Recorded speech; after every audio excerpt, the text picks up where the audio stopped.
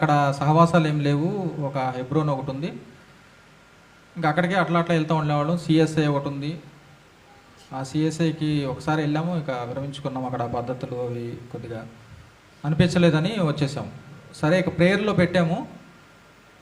2024లో దేవుడు చేసిన అద్భుతం ఏంటంటే ట్రాన్స్ఫర్ ఇచ్చాడు.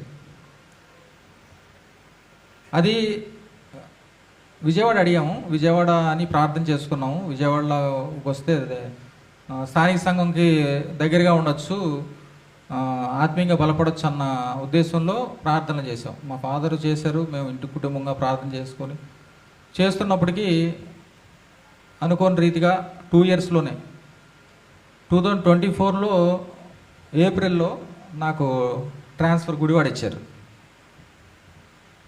అరే, విజయవాడ అనుకున్నాం కదా, ప్రభువు కూడా మనకు సహాయం చేస్తాడు అనుకున్నాం.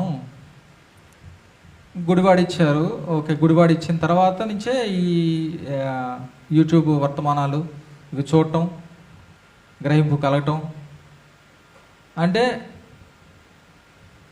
గుడివాడలోకి రావటం, ఆ దగ్గర పరిసర ప్రాంతాల్లో, అంటే జగన్నాథపురం దగ్గరలో, ఫిలదెల్ఫియాకి దగ్గరలో ఇష్యూ నాకు అలా అనిపించింది.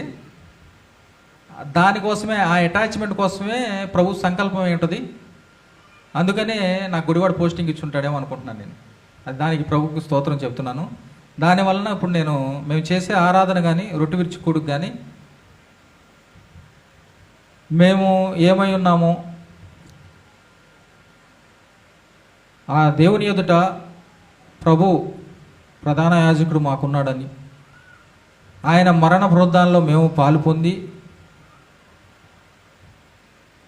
నీతిమంతులుగా పరిశుద్ధులుగా ఉంటూ పరలోకంలో నుంచి ఆ జీవించే జీవితంని మేము జ్ఞాపకం చేసుకుంటూ,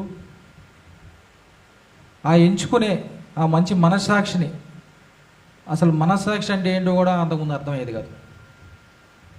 ఎన్నో విషయాలు, ప్రతి విషయాలు అట్లా చదువుకొని వెళ్ళిపోయేవాళ్ళం. ఇప్పుడు మనస్సాక్షి అంటే మనం ఎంచుకునేదే మనస్సాక్షి అని చాలా సింపుల్గా, అది ఆత్మకార్యమే.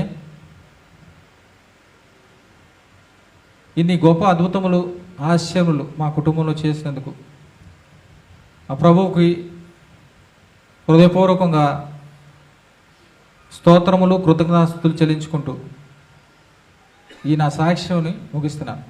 అందరికీ వందనాలండి.